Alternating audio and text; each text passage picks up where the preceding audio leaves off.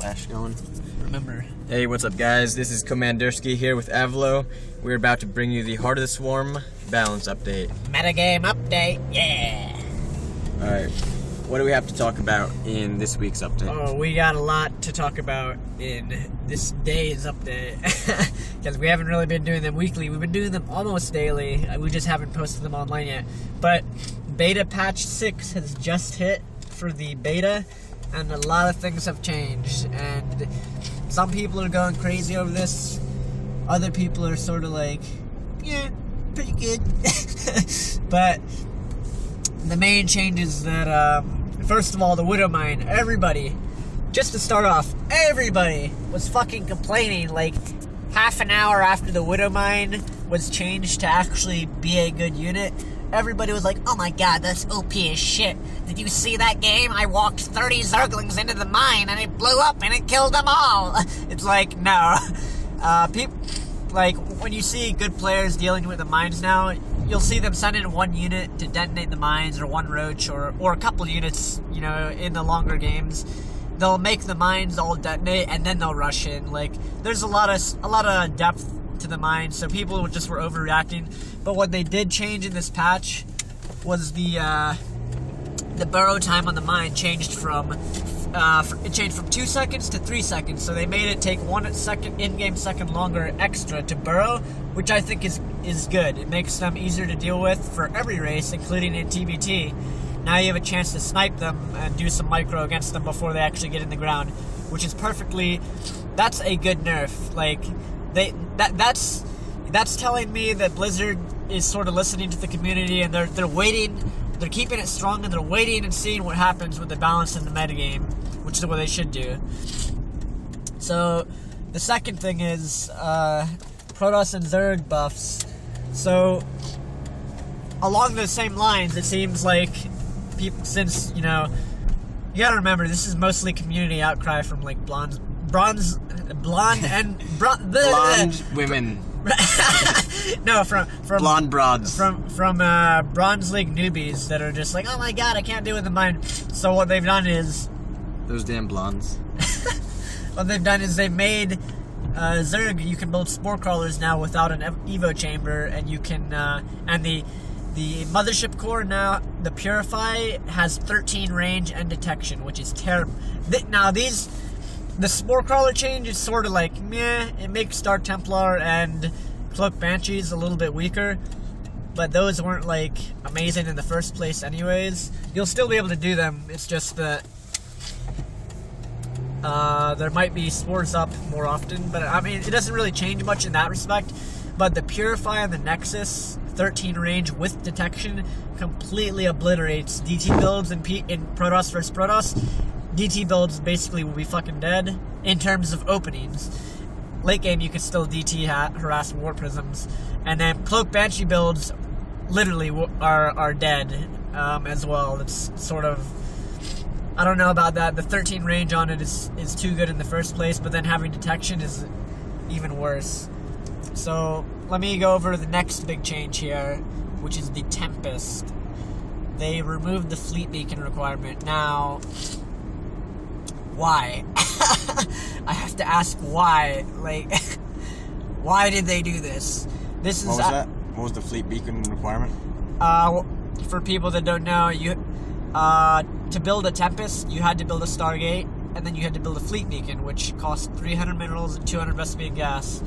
So there's an added investment in being able to build the Tempest. Okay, so it's just part of the build order. Yeah, part of the build order too. So there, you know, your opponent would be able to scan you or see, like, oh, this guy's building Tempest because he has a Fleet Beacon. I know that he's going for Tier 3 air. But the biggest thing is now you can get them earlier on in the game, and this is going to be... I think Blizzard hates mech. Like, even though they didn't really nerf mech, like Blizzard in the past and Wings of Liberty, they've nerfed mech repeatedly, like patch after patch, until you couldn't do it in TVP. There was a time in TVP mech, Wings of Liberty, where you could go mech. But they just literally killed it. They nerfed every single mech unit slowly but surely. And so this is sort of like another, like, you know, they're stabbing you in the leg. If you like to play mech against Protoss, they're just like, boom, and they're like twisting the knife now. Because now all Protoss has to do is build a Stargate, get one Tempest, and you're going to see a lot of games where Terran's trying to go mech and pushing and stuff, and the Protoss gets out that 1 or 2 Tempests, forces the Terran to unsiege, and they just rush in 1A and kill everything. So it's not good that Tempests can come into the game earlier on like that, because they're just... people didn't understand how strong Tempests were. They didn't really get it. After this change, people are not... you're gonna see for sure how strong they were. I was already on my Protoss account. I was abusing the shit out of Tempest, and earlier today I was playing with the new Tempest, where you can get it right as Stargate tech. And what I was ending up doing was in PvZ, and this is the other thing, in Protoss versus Zerg, being able to get the Tempest this early in the game is actually, like I said, we may have to wait and see if it's too powerful or not, but to me it looks completely fucking broken. Every PvZ game I've played, I basically turtled on 2-3 bases, get that standard Colossus Stalker type of death ball, but I've started I go Stargate every single game.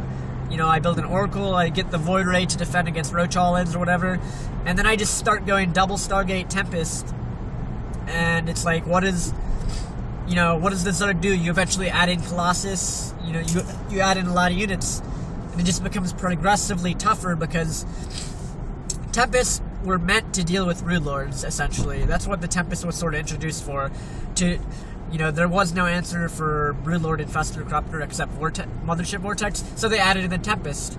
But now that you get the Tempest so early, you can start accumulating those things. So what's Zerg to do? Are they going to make the Broodlord, Corruptor, Death Ball? Well, they're going to have to go to something else. What do they go to? The Hydralisk?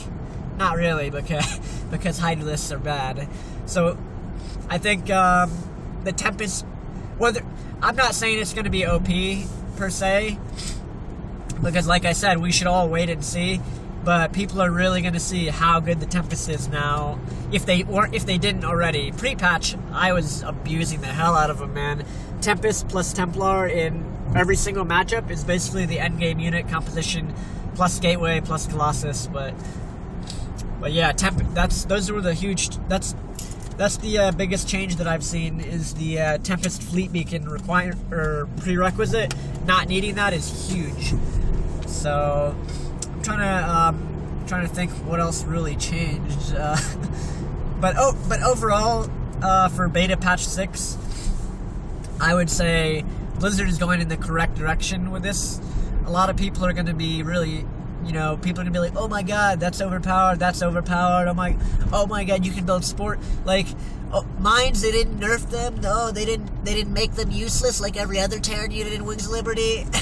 It's like, and the reason Blizzard's going in the correct direction now is because they're buffing stuff, they're keeping stuff strong, and when things are strong in an RTS game, it'll end up being balanced, because players figure out the best ways to use and abuse the units, and then each race doing this sort of counteracts other units. Today I used the Tempest to deal with a Swarm Host, a 2-base Swarm Host Zerg player. I was using Tempest to actually hold that off on 2 bases. So it was 2-base Protoss versus 2-base Zerg, and of course, that's advantage for Protoss. But the Tempest, it has a use. You're like, oh my god, Swarm Hosts are fucking OP, how am I supposed to hold these off? And it's like, oh my god, the Tempest, 15 range, it's OP, I'm beating the Swarm Hosts back with the Tempest. And that's sort of exactly like Brood War. You had all this mishmash of overpowered stuff, and it somehow managed to work out, because, each race was fine-tuned to have really strong things that were really good when players learned how to use them. So I would say this patch went in a really good direction, balance-wise. They're buffing, they're not really nerfing, and they're not falling into the trap of, listening to the community outcry of, oh my god, that's overpowered, when really, it may not be overpowered, or it may not be too weak, because it takes weeks, for metagame to develop, it takes weeks, maybe even months, for things to really naturally develop. If you guys remember Brood War, Protoss versus Zerg, it took at least, like, what was it, 4, 5, 6 years for Corsair DT to really show up in Protoss versus Zerg. Maybe it was like, well, whenever Bisu came along, that was when it first really came into popularity. So it took years for that to happen, for people to realize, wow, this is really good, we should have been doing that all along. And it's going to be the same way with Heart of the Swarm. People are going to think units suck, or that they're too good, when really, we all don't know jack shit. So, that is the Heart of the Swarm metagame update, driving edition for tonight. There you guys go. Any closing words, Commanderski? We're going to a ghetto giant eagle over here. So hopefully we'll be here to make more videos for you. That's a grocery store, so yes, we may not come back alive. Alright, we'll be back. See you later. We'll be back. See you guys. Peace.